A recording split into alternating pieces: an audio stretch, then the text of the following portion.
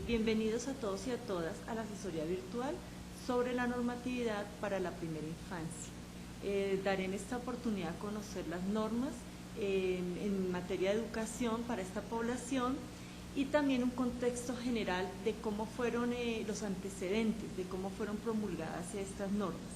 Pero primeramente quiero recomendarles, si se encuentran en un explorador diferente al Internet Explorer, de pronto la imagen no se va a ver muy clara y la asesoría puede tener, la transmisión puede tener interrupciones, entonces para que se pasen a este explorador, Internet Explorer.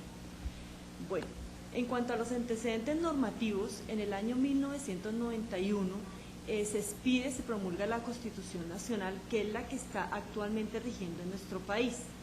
Esta promulgación implicó unos cambios políticos y jurídicos muy importantes, empezando porque fue reconocida nuestra nación como una nación de derechos y deberes, un Estado social de derecho. Luego se promulga la ley 12 del 91, que aprueba la Convención Internacional de los Derechos del Niño. Fue un logro importante porque en este contenido de esta ley establece cómo deben ser tratados y atendidos nuestros menores de 6 años, que es la población de primera infancia en Colombia. Esta convención sirve de marco político, de marco normativo, para que todos los planes, programas, las políticas públicas sean tenidas en cuenta para nuestros niños. Posteriormente a la promulgación de esta Constitución, de la Constitución Nacional y de esta Convención, empiezan a ajustarse toda la normatividad, se empieza a ajustar a esta Convención y por eso se empieza a abordar la Ley 2739 del 89, que era el Código de Menor para esta época, y se empieza a ajustar a los nuevos mandamientos normativos. Entonces, solamente hasta el año 2006, con la promulgación de la Ley de Infancia y Adolescencia, se logra ajustar esta normatividad legal y se expide el Código de Infancia y Adolescencia para nuestra población. ¿Qué supone la sanción de esta ley? Supone la responsabilidad por parte de las autoridades de garantizar el derecho a la educación para nuestros menores, pero también supone una corresponsabilidad de la familia y de la sociedad como los principales actores en donde deben brindarse las condiciones físicas y materiales para que nuestros menores tengan una educación de calidad. Ellos deben brindar los espacios físicos, los espacios espirituales, todas las condiciones materiales para que ellos puedan tener una mejor calidad de vida. Cuando nosotros entendemos, el Estado colombiano entiende y comprende que es a quien le corresponde garantizar el derecho a la educación, pero también la familia y la sociedad comprendemos cuál es la responsabilidad que nosotros tenemos frente a los menores, es donde empezamos realmente a avanzar en la aplicación normativa para ellos. Porque es que no basta con que se expidan las normas, que el legislador expida las normas y colocarlas en las páginas web de las instituciones por allá en el quinto link, donde a veces el lenguaje no es accesible para nuestra población sorda, sino es que ellos lo que necesitan es que se materialice este derecho y que ellos puedan gozar efectivamente de este derecho. Sí, es importante para ellos, porque finalmente el disfrute y el goce efectivo es lo que requieren nuestros menores.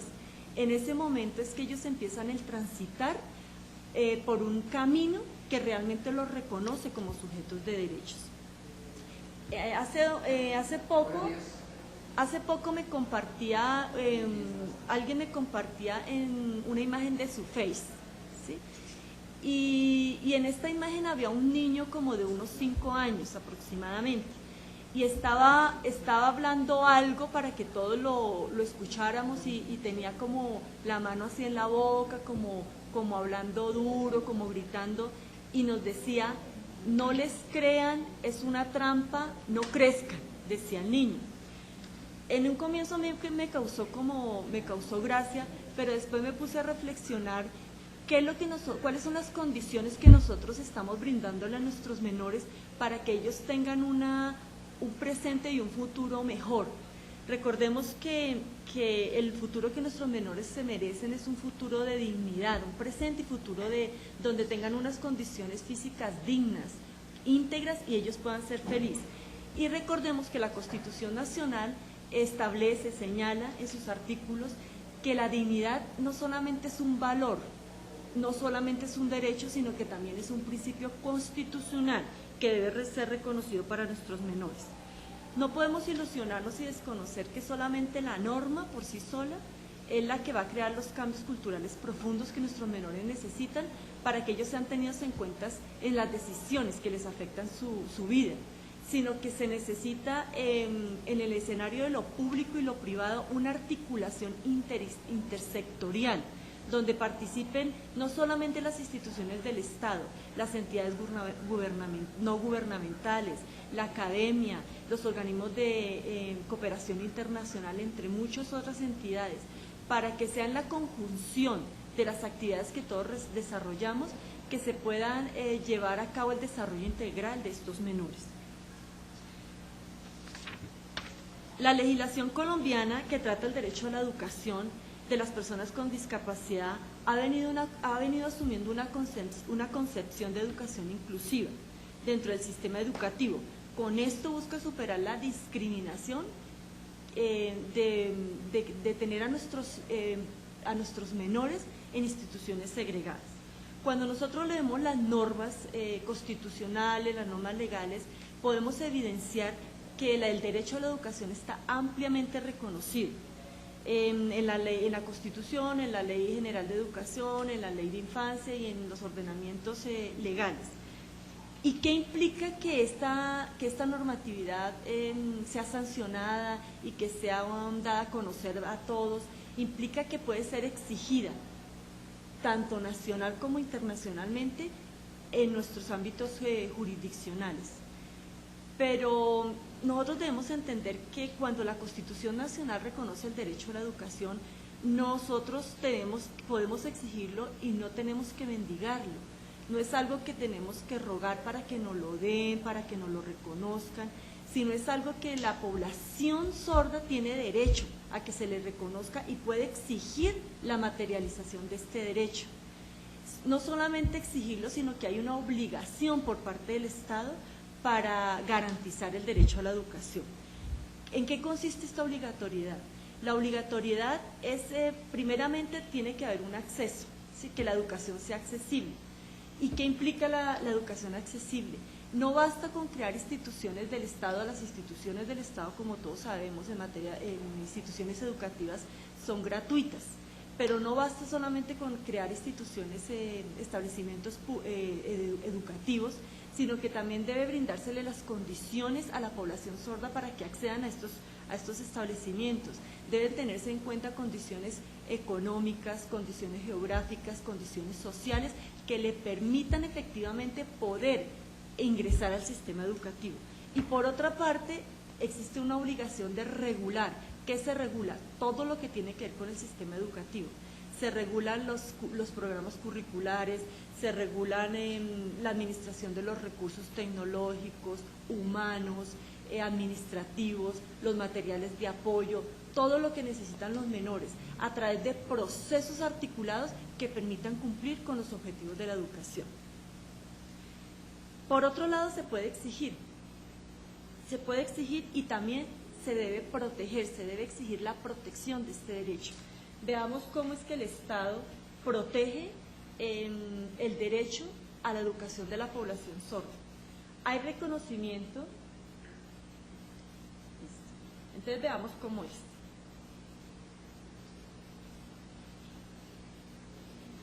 Cuando hay reconocimiento del Estado, la sociedad y la familia como los principales actores y destinatarios de las políticas públicas en el Estado social de derecho.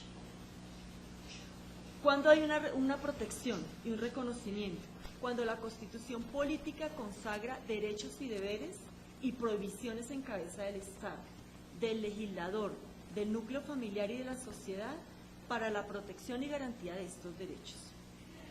El Estado suscribe tratados y convenios internacionales que tienen por finalidad la protección de los niños y de las niñas.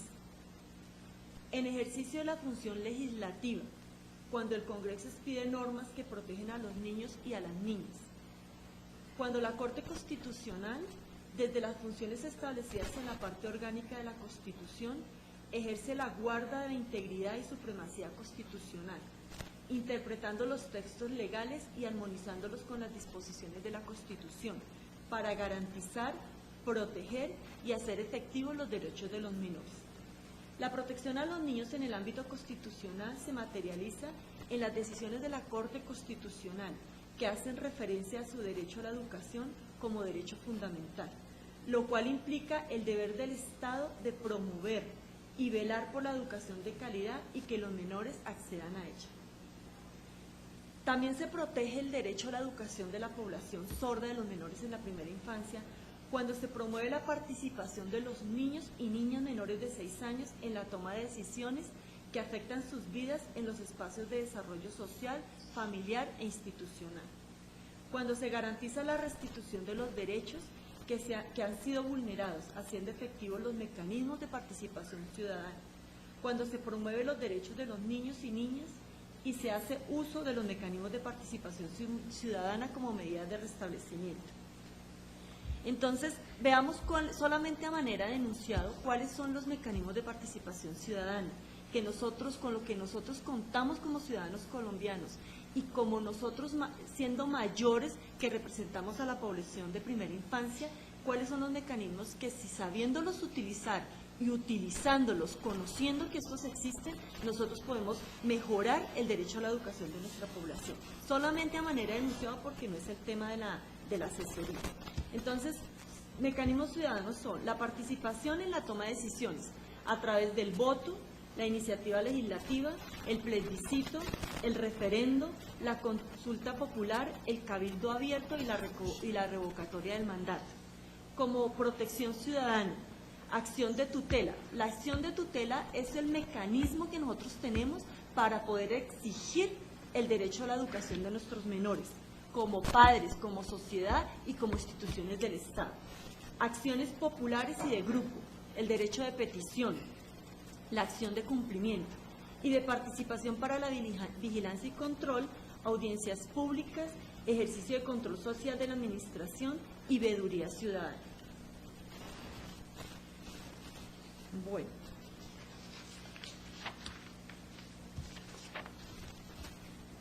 La educación, siempre que se garantice la educación, debe apuntar al cumplimiento de los fines del Estado. ¿Cuáles son estos fines del Estado? Están consagrados en el artículo 2 de la Constitución Nacional. Señala que debe servir a la comunidad, promover la prosperidad en general, garantizar la efectividad de los principios, derechos y deberes, garantizar la efectividad de la participación a la vida económica, política, administrativa y cultural de la nación, defender la independencia nacional y mantener la integridad territorial, asegurar la convivencia pacífica y la vigencia de un orden justo, proteger la vida, honra, bienes, creencias de las personas y asegurar el cumplimiento de los deberes sociales del Estado y de los particulares. Es decir, que cuando a un niño de primera infancia, a una niña de primera infancia, a un adolescente, le son garantizados el derecho a la educación, su actuación y su ejercicio ciudadano se debe ver reflejado en el cumplimiento de los fines del Estado. Igualmente, la Constitución Nacional en el artículo 13 señala: el Estado promoverá las condiciones para que la igualdad sea real y efectiva y adoptará las medidas en favor de grupos discriminados o marginados. El Estado protegerá especialmente a aquellas personas que por su condición física, económica o mental se encuentran en circunstancias de debilidad manifiesta y sancionará los abusos y maltratos que contra ellos se cometan. Es decir, que el Estado tiene el deber de proteger a los niños en primera infancia y para eso tiene que adoptar unas medidas. ¿Y cuáles son esas medidas? Son medidas como la expedición de políticas públicas y también medidas que señalen cómo deben ser atendidos nuestros menores. Es por eso que en el año 2013 el Comité de Política Nacional, el Comité de Política Económica y Social, el COMPES, expidió el COMPES 166 del 2013, que es la Política Nacional de Discapacidad y de Inclusión Social. Y eso es importante que nosotros la leamos porque ahí están todos los objetivos, las responsabilidades que deben tener las entidades del Estado frente a la primera infancia, cuáles son los recursos que se asignan, los recursos con que contamos para poder garantizar este derecho. Por su parte también la jurisprudencia constitucional. Es importante que nosotros conozcamos que la Corte Constitucional es el máximo estamento a nivel legal, que después de que la Corte Constitucional ha tomado una decisión en materia legislativa, después de la Corte Constitucional ya nos tocaría ir a organismos internacionales, ¿sí? Porque es la máxima entidad en materia jurisdiccional. Esta fue creada por la Constitución Nacional en el año 1995 y es la encargada de velar por la guarda y seguridad de la Constitución Nacional. Es decir, que todas las leyes que se expidan en materia de educación tienen que estar ajustados a los postulados de la Constitución Nacional, ¿sí? En caso que la Corte Constitucional estudie los artículos y estos no se ajusten, las declara inexequibles, o sea que no tienen aplicación. ¿Qué nos dice la Corte Constitucional en materia de igualdad? La Corte dice que todos somos, según la Constitución Nacional, todos somos iguales ante la ley y no podemos ser discriminados. Y ha establecido que el principio de igualdad no impide que la ley establezca tratos diferentes, sino que exige que estos tengan un fundamento objetivo y razonable de acuerdo con la finalidad perseguida por la autoridad.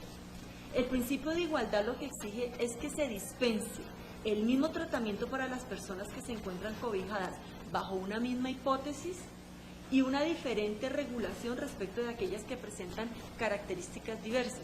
Eso se refiere a la población sorda. La igualdad no consiste en la identidad absoluta, sino en la proporcionalidad equivalente entre dos o más entes.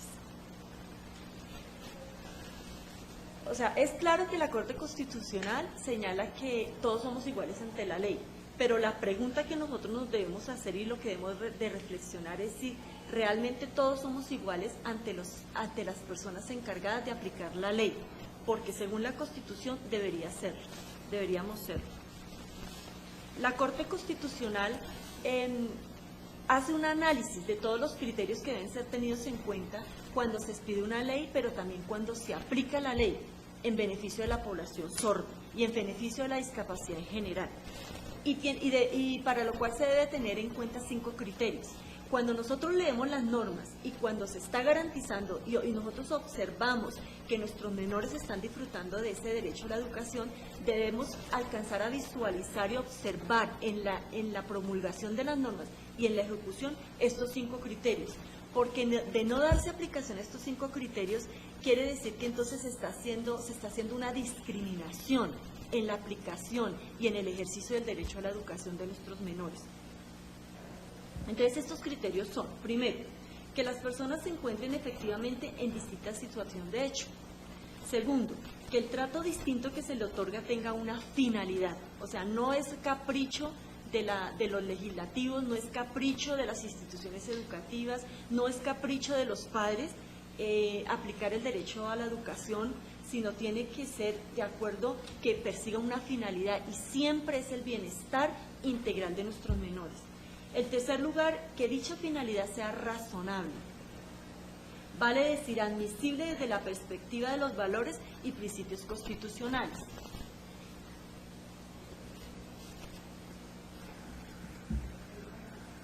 Listo. Bueno, de nuestros principios constitucionales. Entonces, recuerden que la educación es un valor, es un principio y es un derecho. En cuarto lugar, que el supuesto de hecho, esto es la diferencia de situación, la finalidad que se persigue, el trato desigual que se otorga, sean coherentes entre sí o lo que es lo mismo, guarden una relación interna.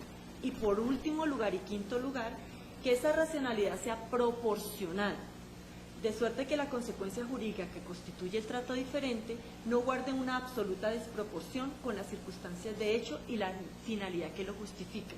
Eso lo encontramos en la sentencia 530 del 93 de la Corte Constitucional. O sea, son muchos los artículos y las normas que regulan el derecho a la educación, ¿sí? Si nosotros tomamos conciencia que, o sea, yo como abogada lo que más me impacta cuando sale una norma es que pareciera ser que esa norma descubriera algo que no existe en la normatividad general. Y las normas por lo general siempre recogen lo que ya existe hace muchísimo tiempo, muchísimos años. Entonces, nosotros no podemos seguir con las normas del legislador y las instituciones cuando las divulgamos y las instituciones cuando las aplicamos, dar a conocer a la población sorda como si esta fuera la norma y que esto nunca hubiera existido, nunca en Colombia, y que con esto van a encontrar la solución a todo lo que ellos han anhelado en materia de educación, porque eso es como ilusionarlos falsamente, ¿sí? Porque una cosa es lo que nosotros pensamos que queremos hacer, otra cosa es lo que nosotros hablamos que queremos hacer, otra cosa es la manera como nosotros ilusionamos y nos ilusionamos frente a las normas, y otra cosa son las decisiones que realmente nosotros tomamos y ejecutamos. Y lo que la población sorda y la población infantil necesita es que realmente tomemos las decisiones y actuemos y dejemos de hablar tanto. El artículo 366 de la Carta establece: el bienestar general y el mejoramiento de la calidad de vida de la población son finalidades sociales del Estado.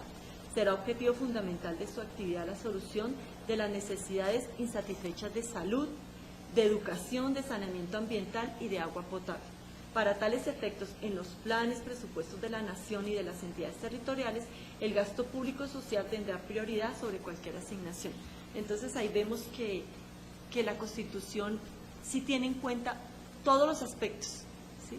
Pero también el legislador da la oportunidad es a las entidades del Estado y a las instituciones educativas, a todos los que formamos parte de la educación de primera infancia, que nosotros tomemos las decisiones y ejerzamos las responsabilidades que nos son asignadas por la ley para poder brindar a nuestros menores un desarrollo integral de calidad y en materia de educación. Bueno, entonces se concluye y se deja ver en claro que el derecho a la educación es un derecho fundamental que está ampliamente reconocido por la ley y que también constituye un servicio público y una función social, que le corresponde al Estado garantizarlo, ¿sí? Que le corresponde, pero también hay una corresponsabilidad de la familia y de la sociedad que no puede dejar solamente en el Estado la responsabilidad de la educación de sus menores de edad. Entonces veamos ahora la normatividad en general. El artículo 44 reconoce los derechos de los niños como derechos fundamentales y se le otorga prevalencia sobre los derechos de los demás. Es decir, que siempre que hay una riña entre el derecho a la educación de un menor y el derecho a la educación de un adulto, y lo que piense el legislador y lo que piensen las instituciones educativas y lo que piensen las entidades del Estado, siempre va a prevalecer el derecho de los menores. ¿Sí? El artículo 67, que es el pilar de la Constitución en materia de educación, el artículo 77 establece que el derecho de la persona es un servicio público y una función social, y el Estado le corresponde garantizar. Es que eso es importante que nosotros lo comprendamos, eso es importante que si de esta conferencia queda claridad que el derecho a la educación es fundamental, ¿sí? Y que no es una opción que nuestros menores tienen, y que le corresponde al Estado garantizarlo, y que hay una responsabilidad de la familia y la sociedad que no se puede desligar de esta responsabilidad, porque son los encargados de brindar las condiciones físicas y espirituales, materiales de nuestros menores.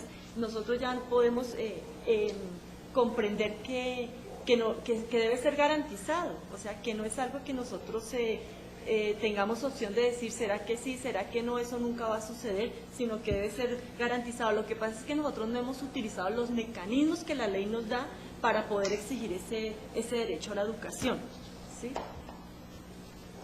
La ley 12 del 91, que ya la habíamos mencionado en los antecedentes, que es la que aprueba la convención, acoge la Convención Internacional de los Derechos del Niño a la legislación interna de nuestro país, señala que los derechos, señala algunos de los derechos en sus 54 artículos. Dice la dignidad, que ya lo habíamos visto, que es fundamental para que nuestros menores tengan una educación de calidad, la participación, el cuidado, la educación, la salud, la recreación, el desarrollo cultural, espiritual y la información. O sea, cada vez que nosotros leemos una norma y cada vez que vayamos a leer las normas nos damos cuenta que todos los derechos están en todas las normas y prácticamente todas las normas hablan sobre lo mismo, hablan sobre lo mismo. Cuando nosotros, hay 4 postulados y 4 categorías que la Constitución, que el constituyente, los magistrados de la Corte Constitucional han establecido que debe contener el derecho a la educación, ¿sí? ¿Cómo se debe garantizar? ¿Cómo nosotros nos damos cuenta y vislumbramos cuando nosotros vemos que uno de nuestros niños está recibiendo una educación y podemos determinar y decir a nivel constitucional si realmente se le está garantizando o no se le está garantizando el derecho? Porque nosotros decimos, ¿está en un establecimiento educativo? Sí. ¿Está cursando un grado? Sí. ¿Tiene una profesora? Sí. ¿Tiene un intérprete? Sí. ¿Tiene sus útiles? Sí. ¿Tiene un horario? ¿Tiene una ruta? ¿Tiene un refrigerio?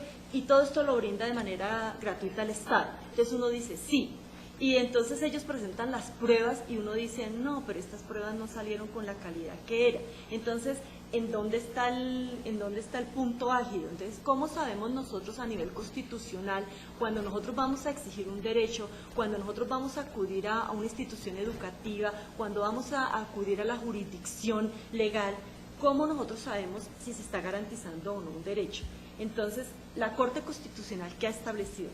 Dice, debe haber asequibilidad o disponibilidad del servicio. ¿En qué consiste? Es la obligación del Estado de crear y financiar suficientes instituciones educativas a disposición de todos aquellos que demanden su ingreso al sistema educativo, abstenerse de impedir a los particulares fundar instituciones educativas e invertir en infraestructura para la prestación del servicio, entre otros. Entonces, cuando un niño sordo no puede acceder a una institución educativa, ¿sí?, y no se le brindan las condiciones físicas, sociales, geográficas y económicas, se le está vulnerando el derecho a la educación. El Estado no lo está garantizando. ¿Por qué? Porque no hay suficientes instituciones educativas. ¿O por qué? O porque no ha podido, habiendo la institución, él no ha podido acceder a esa institución educativa. Por otro lado, la accesibilidad implica la obligación del Estado de garantizar el acceso a todos en condiciones de igualdad al sistema eludido, la eliminación de todo tipo de discriminación en el mismo y facilidades para acceder al servicio desde el punto de vista geográfico y económico, lo que les venía diciendo. Si un niño sordo que va a acceder a una institución educativa no le colocan el intérprete, ahí ya se está vulnerando el derecho a la educación. El Estado no está garantizando el derecho a la educación de nuestros menores. La adaptabilidad se refiere a la necesidad de que la educación se adapte a las necesidades y demandas de los educandos y se garantice la continuidad en la prestación del servicio. Es decir, que no es que los menores, o sea, que ya toda la infraestructura está realizada, que todos cuentan con sus PEIs, que está todo como fríamente calculado y muy organizado, sino que ellos deben tener en cuenta qué es lo que necesita el menor para que esa institución se adapte al menor y no el menor a las instituciones educativas. O sea, es al contrario, porque si es así, que el menor se tiene que adaptar, se está vulnerando el derecho a la educación. Y la aceptabilidad, la cual hace alusión a la calidad de la educación que debe impartirse. Bueno, es importante que nosotros entendamos cuál es el alcance del artículo 67 de la Constitución Nacional, ¿sí? Cuando el artículo 3 el parágrafo 3 del artículo 67 señala un grado de educación preescolar y 9 de educación básica, esto no quiere decir que eso es lo mínimo que el Estado, eso es lo que el Estado debe ofrecer. No, establece que lo mínimo que el Estado debe ofrecer y quiere decir que el Estado debe ampliar su cobertura a la educación superior, ¿sí? Dice, un grado de educación preescolar y 9 de educación básica. Entonces dice, el Estado cumplió con la garantía del derecho a la educación para ofrecer a los niños esto y ya. No, el Estado debe ampliar, eso es lo que interpreta la Corte Constitucional. El Estado debe ampliar la cobertura a la educación superior. Tampoco quiere decir que si los menores, si la educación está entre los 6 años obligatoria y los 15 años de edad de la educación básica, entonces hasta ahí va la responsabilidad del Estado y hasta ahí las instituciones educativas deben recibir a sus menores. Entonces estos niños que pasan de esta edad, si estos menores que pasan de esta edad y aún los adultos que tienen extra edad, entonces no se les debe garantizar el derecho a la educación. No, eso no es lo que se interpreta en la norma. La norma señala que eso es un rango, un criterio que ha establecido el constituyente, donde normalmente los niños acceden a esos niveles educativos en esas edades, a esos grados educativos en esas edades, pero no quiere decir que si un niño se enfermó o por circunstancias económicas o por cualquier otra circunstancia no pudo a la edad de 15 años cursar su grado 10º, entonces ya queda desvinculado al sistema educativo, no, porque entonces sería no garantizar el derecho e interpretar la norma no ajustada a la Constitución Nacional.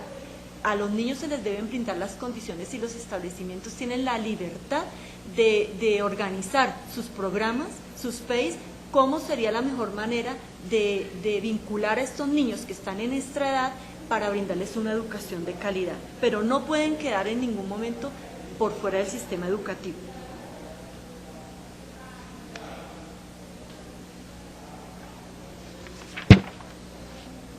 Bueno, por otra parte tenemos entonces otra normatividad que es la Ley 115, la Ley de Educación. ¿Qué señala esta ley en el artículo 15? La educación preescolar es aquella ofrecida al niño para su desarrollo integral en los aspectos biológico, cognoscitivo, psicomotriz, socioafectivo y espiritual, a través de experiencias de socialización pedagógicas y recreativas, antes de iniciar el ciclo de educación básica. La Corte en sentencia T02 del 92 ha señalado, en la medida en que la persona tenga igualdad de posibilidades educativas, tendrá igualdad de oportunidades en la vida para efectos de su realización como persona. Es decir, que para que nuestros menores tengan un mejor futuro, un mejor presente y un mejor futuro, se les debe brindar una educación para que ellos puedan acceder a unas mejores oportunidades en su calidad de vida.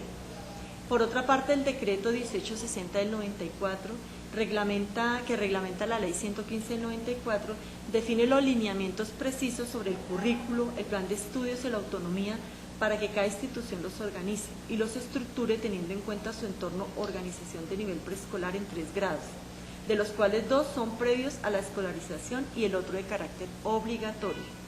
Mire que nosotros podemos observar en la norma cómo el legislador deja a la autonomía de las instituciones educativas la organización en el sistema educativo, pero siempre y cuando aplique unos objetivos y aplique unos principios dados por la misma Constitución y la ley. O sea, esta autonomía no la deja como que ellos arbitrariamente apliquen como ellos consideren, sino que lo deja con la base de unos principios y unos criterios que deben verse reflejados en los planes institucionales, en los PEIs, en los programas, en los planes de todas las instituciones. Asimismo, el decreto 2247 del 11 de septiembre del 97 establece las normas para la prestación del servicio educativo en el nivel preescolar, su organización y orientación curricular. El artículo 1 del decreto señala que la educación preescolar hace parte del servicio público educativo formal y está regulada por la ley 115 del 94 y sus normas reglamentarias, especialmente por el decreto 1860 del 94 que ahora mencionamos. ¿Cómo establece que debe ofrecerse este decreto la educación preescolar? Dice que ofrecerá a los educandos de 3 a 5 años de edad y comprenderá 3 grados así. Primero, el grado de prejardín, dirigido a educandos de 3 años de edad. Segundo, el de jardín, el grado de jardín, dirigido a educandos de 4 años de edad. Y el tercero, que es el de transición, dirigido a educandos de 5 años de edad y que corresponde al grado obligatorio constitucional. Este último equivalente al grado 0. Bueno, veamos entonces la ley 1098 que habíamos mencionado en los antecedentes, que acogió los postulados establecidos en la Constitución Nacional y las normas que existían del año 2006 hacia atrás y las ajustó a esta normatividad. establece que la edad de primera infancia, de los niños de primera infancia, va de 0 a 6 años de edad. Y ellos tienen unos derechos que son impostergables. Eso quiere decir que no pueden darse, no puede uno decir la educación, mañana entonces miramos a ver cómo lo vamos a solucionar, sino eso es un derecho que debe ser aplicado hoy, en el presente, ¿sí? Así como la atención en salud y en nutrición no puede esperar a mañana, uno no le puede decir a los menores, aguántense, hoy no hay comida, no tenemos que comer, entonces espérese hasta mañana. No, esos son impostergables porque tienen que ver con el derecho a la vida también de nuestros menores. El derecho a la vacunación, la protección contra los peligros físicos y la educación inicial. Mire que la educación inicial es un derecho impostergable consagrado en la Ley 1098 y respaldada por la Constitución Nacional, así como también el registro civil de nuestros menores. ¿Cuáles son las obligaciones por parte del Estado que tienen con respecto a la primera infancia? Garantizar a los niños y niñas desde su nacimiento el acceso a la educación idónea y de calidad. Garantizar la permanencia en el sistema educativo y el cumplimiento de su ciclo completo de formación. Garantizar un ambiente escolar respetuoso de la dignidad y de los derechos humanos. Erradicar prácticas pedagógicas discriminatorias o excluyentes y las sanciones que conlleven maltrato.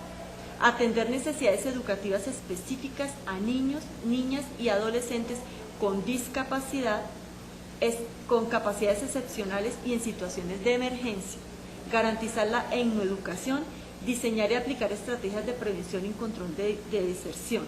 Estas son algunas de las obligaciones que están consagradas en el artículo 41 del Código de Infancia y Adolescencia, ¿sí? Y que deben ser conocidos por todos los que hacemos parte del Estado colombiano. Me permito leerles una parte de la sentencia 624 del 99 relacionado con la obligación de la sociedad frente a la educación de los niños de la primera infancia. Dice el constituyente: la presencia de la sociedad como destinataria de obligaciones respecto de la educación obedece a que la solidaridad es un principio fundante del Estado social de derecho. Se patentiza la presencia de la sociedad en la educación en diferentes planos, uno de los cuales es la educación privada. Por eso es que la sociedad es responsable de la educación de nuestros menores. No solamente podemos dejársela al Estado. Pero también la Corte Constitucional señala que la familia es la primera responsable, así como lo establece el artículo 7 del 1098, la primera responsable de la educación de nuestros menores. ¿Sí? No podemos pretender nosotros como padres de familia llevar a un niño a una institución educativa y dejarlo allá y desentendernos totalmente de la educación, ¿sí? Sino que a nosotros también la ley nos señala cuáles son las obligaciones y los deberes que como padres tenemos frente a la educación. Y esas están consagradas en el artículo 43, 42, 43 y 44 de la Ley 1098. Allí están las responsabilidades. Y una de las responsabilidades es asistir a las reuniones que las instituciones educativas nos convocan, ¿sí? Y ser parte de las decisiones a través de los diferentes comités que hay en las instituciones educativas para poder tomar las decisiones que afectan el futuro de nuestros menores. Por otra parte, la Ley 1346, la Convención sobre los Derechos de los Niños con Discapacidad, señala que el Estado debe asegurar que las personas en situación de discapacidad no queden excluidas del Sistema General de Educación por discapacidad y los niños con discapacidad no queden excluidos de la enseñanza primaria gratuita y obligatoria. Cuando el Estado señala a través de sus normas que la educación es obligatoria, no deja esto a la discrecionalidad de los padres, no deja que los padres decidan y digan, no, porque entonces nosotros hoy no tenemos que comer y mi niño de 8 años, de 10 años tiene que salir a trabajar. No lo deja el Estado a la discrecionalidad de los padres, porque esto es una protección que a través de las leyes el Estado protege a los menores. Y esa es una de las maneras como garantiza el derecho a la educación. Luego, los menores de edad deben asistir a las instituciones educativas donde recibirán la formación que ellos necesitan para ser mejores ciudadanos, que es lo que Colombia necesita. También debe el Estado asegurar la educación para la persona sorda y sordociega, que se debe impartir en un lenguaje con el lenguaje que ellos requieran, con las ayudas técnicas y entornos apropiados, de tal manera que garanticen una educación de calidad, ¿sí?, y el desarrollo social de la persona sorda. Ahora, por otro lado, la ley 1295 del 2009 tiene como objetivo mejorar la calidad de las madres gestantes y de los niños y las niñas menores de 5 años clasificados en los estratos 1, 2 y 3 del CISBEN, de una manera progresiva. Pero miren que esta norma, cuando nosotros leemos esta norma, aunque ya está en los anteriores normatividad, cuáles son las competencias y las responsabilidades de las entidades del Estado, de la sociedad, de la familia, de las instituciones privadas, sí, se requiere nuevamente hacer un énfasis sobre cuáles son las responsabilidades y las obligaciones de los entes estatales. O sea, cada normativa nos está recordando lo que todos en conciencia sabemos debemos hacer, pero que muchas veces no lo aplicamos y dejamos que sean otros los que asuman la responsabilidad de ver cómo les va, y dependiendo de cómo les vaya, entonces nosotros actuamos, y eso no puede ser. Entonces aquí primeramente habla sobre las responsabilidades, y segundo, sobre la necesidad de la articulación intersectorial. O sea, nosotros independientemente no podemos hacer nada por la población, porque las normas y el Estado, como está fundado y como está creado, no está organizado para que cada uno individualmente vele por el desarrollo integral de la población sorda. Está diseñado y toda la normatividad está consagrada para que sea en la conjunción y articulación de las acciones que nos han sido asignadas y competencias y responsabilidades que nosotros podamos trabajar para esta población y garantizar el desarrollo integral, ¿sí?, desde la competencia que nosotros estamos. Para eso entonces el Gobierno Nacional en el plan de desarrollo, en los artículos 136 y 137, señaló la importancia de crear una estrategia que trabajara sobre el desarrollo integral de esta población, y por eso se creó la estrategia de cero a siempre. Esta estrategia de cero a siempre busca que el desarrollo integral en las etapas, el desarrollo integral de calidad en toda la etapa de desarrollo temprano de nuestros menores, ¿sí? Y para eso, a través del decreto 4875 del 2011, crea la Comisión Intersectorial para la Primera Infancia, pero también crea la Comisión de Seguimiento de todas las acciones que estamos desarrollando las diferentes entidades en beneficio de la población sorda de primera infancia. Tiene varios objetivos, entre ellos tiene 5 objetivos, son 5 objetivos, que son garantizar el cumplimiento de los derechos y de los deberes, ¿sí?, de las niñas y niños de la primera infancia, definir una política pública, ¿sí?, que oriente al país en materia de sostenibilidad técnica y la manera de invertir los recursos, o sea, con cuántos recursos contamos y cómo es que nosotros los debemos utilizar. Garantizar la pertinencia y calidad de la atención integral. Sensibilizar y movilizar a la sociedad colombiana con el propósito de transformar las concepciones que nosotros tenemos frente a la población sorda de primera infancia y también el trato que nosotros les brindamos a ellos.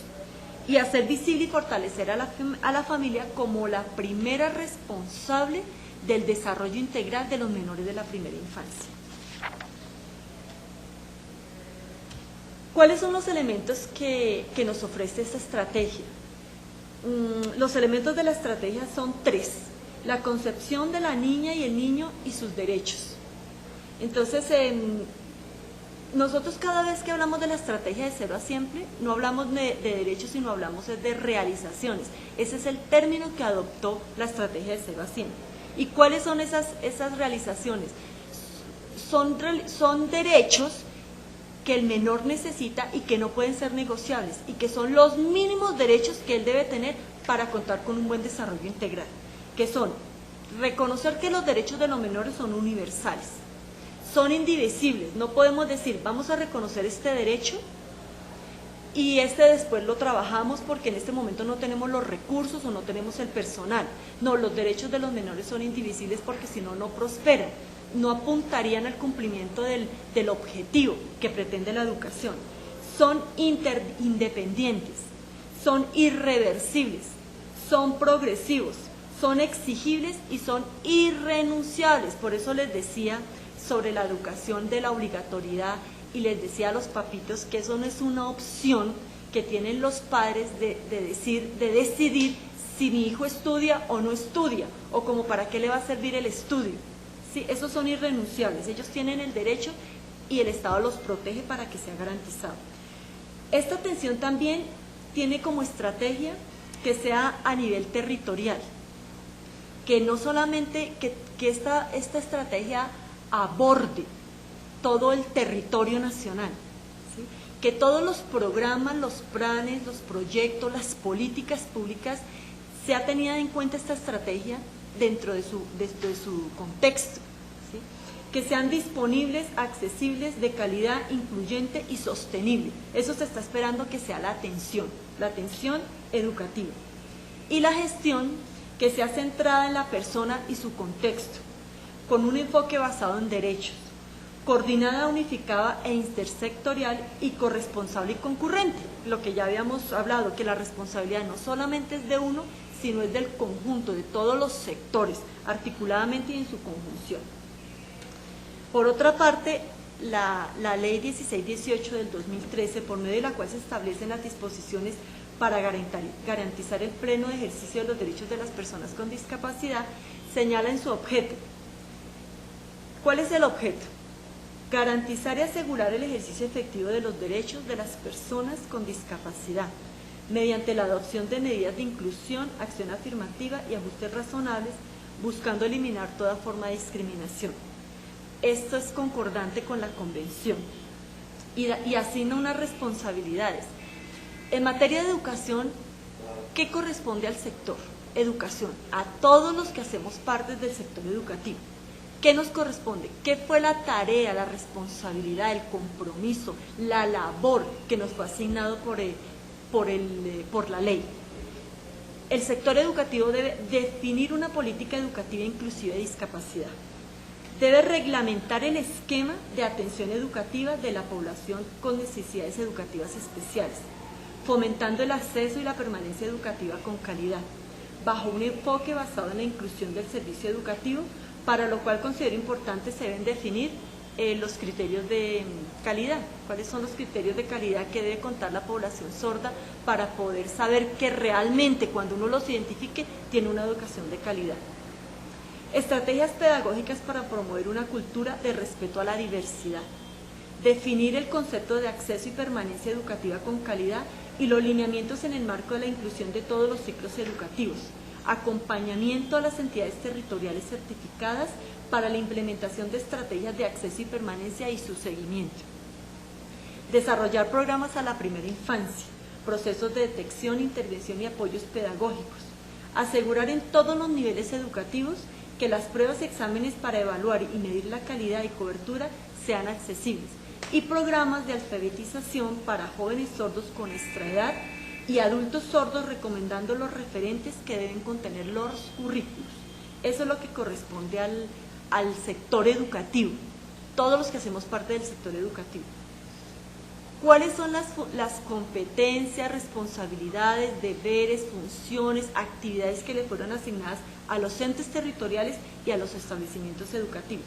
A los entes territoriales, el fomento de una cultura inclusiva de respeto al servicio de la educación, orientación y acompañamiento a las instituciones educativas para identificar las barreras de acceso y permanencia con calidad, identificar recursos en su entorno y ajustar su organización escolar y su proyecto pedagógico para superar las barreras identificadas.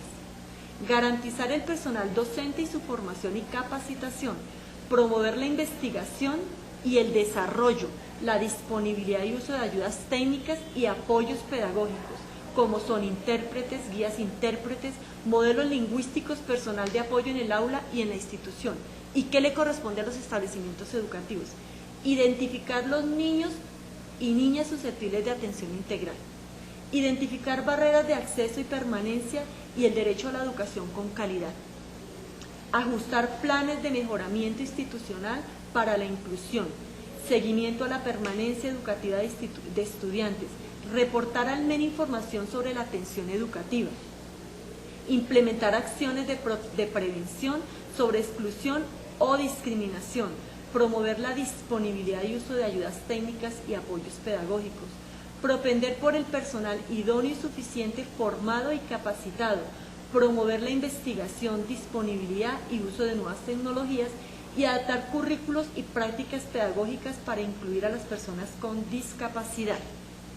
Estas son las funciones que nos ha asignado la ley y ante las cuales nosotros debemos responder y ante las cuales la población sorda debe estar atenta y pendiente que realmente se cumplan, ¿sí? Porque la ley las asigna no para que queden en un papel, sino para que se materialicen. Y como ya les había mencionado anteriormente, nosotros contamos con unos mecanismos que permiten la exigibilidad de que todas estas tareas, actividades asignadas a las entidades sean cumplidas. Entonces ya queda esa a la población sorda, a la sociedad civil organizada, a las veedurías ciudadanas, a las asociaciones, a las federaciones de sordos, para que ellos comprendan que la ley sí los está respaldando, que la ley sí tiene en su quehacer la garantía del derecho a la educación, que la ley sí establece la manera que debe garantizarse ese derecho, pero la población sorda no se puede quedar esperando que otros hagan lo que les corresponde a ellos exigir para que se cumpla. Y para finalizar, quiero a manera de historia darles a conocer, para finalizar, por aquello de las funciones, por aquello de las competencias, por aquello de los roles que nosotros tenemos en las instituciones del Estado, por aquello de los roles que tenemos en la sociedad, en la familia, por aquello del conocimiento con el que todos contamos. Entonces quiero darles a conocer una historia. Resulta que había una vez un maestro de la ley, y por aquello de las normas legales, había un maestro de la ley, y este maestro conocía muy bien la ley, la conocía muy bien, y era él y otros maestros del mismo nivel, del mismo rango, eran los que daban a conocer la interpretación de la ley y cómo era la manera que se debía entender y aplicar, ¿sí?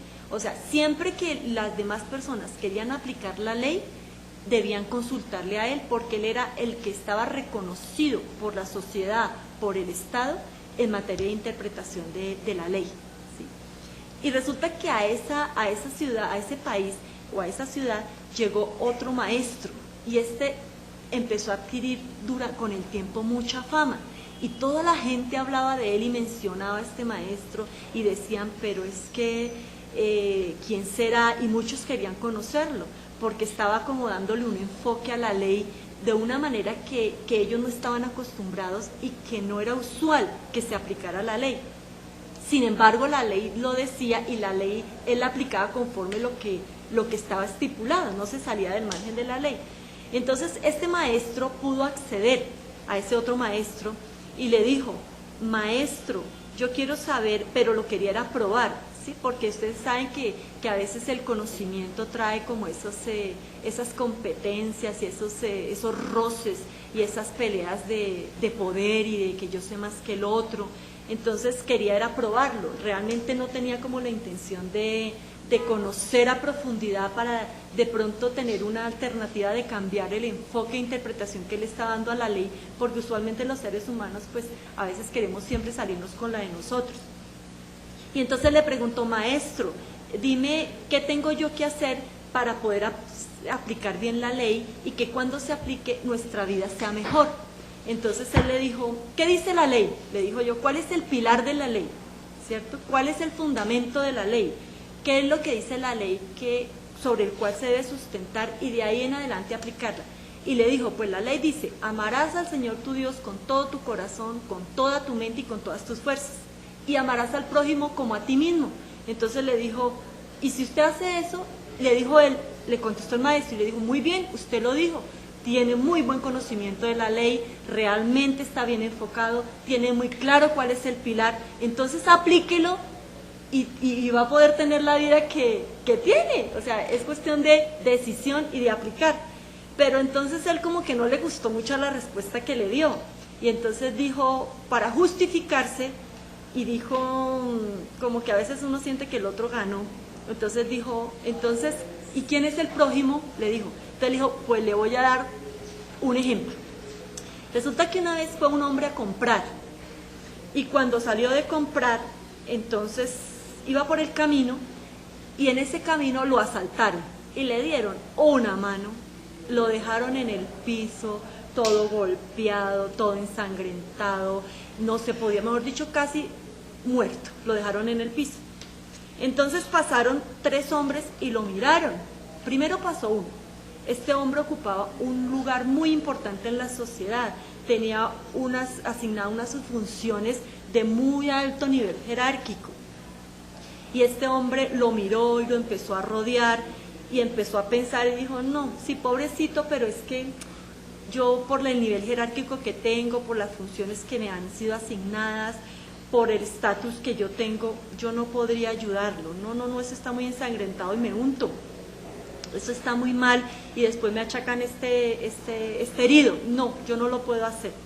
Después vino otro que también tenía un nivel muy alto, con unas funciones muy prestigiosas, pero ese era como el ayudante del anterior, ¿sí? Entonces él dijo, no, si él no lo ayudó, pues yo tampoco lo puedo ayudar, porque es que yo soy el que tengo que ayudarlo de acuerdo a lo que el otro se mueva y haga. Entonces yo tampoco lo puedo ayudar si él no lo ayudó. Entonces se fue. Y llegó el otro, el tercero, y ese tercero es el obrero, el profesional raso, el que supuestamente tiene que hacer toda la ejecución, el que está acostumbrado al trabajo, al que le corresponde todo y solucionar todo. Y entonces él lo miró y le dio tanta compasión de él que lo ayudó. Le empezó a sanar las heridas, lo acomodó, lo levantó y lo llevó a un hospedaje. Y le dijo al dueño del hospedaje, mire, yo lo voy a dejar acá y por favor ayúdelo. Y yo tengo que ir a hacer mis cosas porque pues yo tengo que hacer otros quehaceres y no me puedo quedar a hacer esto. Pero entonces yo voy a volver después de que termine de hacer mis quehaceres y si a usted ha gastado algo más de lo que yo le dejo ahora en este momento, yo se lo reconozco. Y así lo hizo. Entonces volvió y ya se estaba recuperando. Entonces le preguntó este maestro a ese otro maestro, le dijo, ¿cuál cree usted que es el prójimo? Entonces él dijo, con todo y lo que le podía costar, con toda la posición en la que él estaba, con todo y lo que le costaba reconocer que realmente muchas veces no hacemos lo que a nosotros nos toca y que conocemos las competencias que tenemos, pero muchas veces no las sabemos interpretar, le dijo, el prójimo es el tercero, el que lo ayudó. Y le dijo, es bien, está bien, entonces vaya y haga lo mismo. Entonces con esto lo que yo les quiero decir es que muchas veces en nuestra conciencia sabemos las cosas que nosotros tenemos que hacer. Nosotros sabemos pero ¿qué es lo que necesitan nuestros menores? ¿Por qué? Porque pertenecemos a una entidad del Estado, porque nosotros pertenecemos a la sociedad, porque nosotros somos familia y muchos somos padres de familia, somos hermanos, somos hijos y sabemos la responsabilidad que tenemos, pero siempre estamos esperando es que el otro haga lo que seguramente nunca va a hacer, ¿sí? Y basta con que cada uno cumpla las responsabilidades y cumpla las funciones que le han sido asignadas para que tengamos una esperanza de que de pronto podemos crear realmente unos cambios profundos y culturales en nuestra sociedad y en las entidades del Estado, y todo por nuestra población sorda para la primera infancia.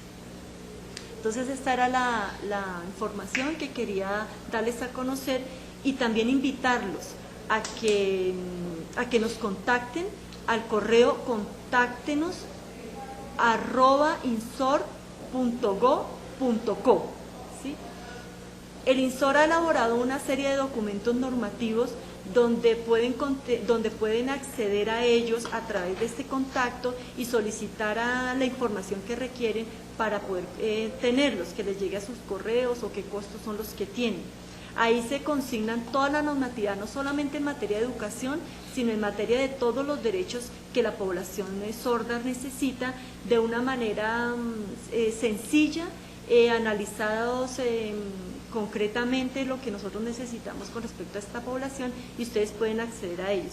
Por otra parte, quiero invitarlos a la conferencia virtual que van a dictar nuestra población sorda sobre comunidad sorda, el próximo 20 a las 8 de la mañana, y pueden acceder a través de este mismo link. Entonces, muchísimas gracias por su asistencia y que tengan un muy buen, pero muy buen día.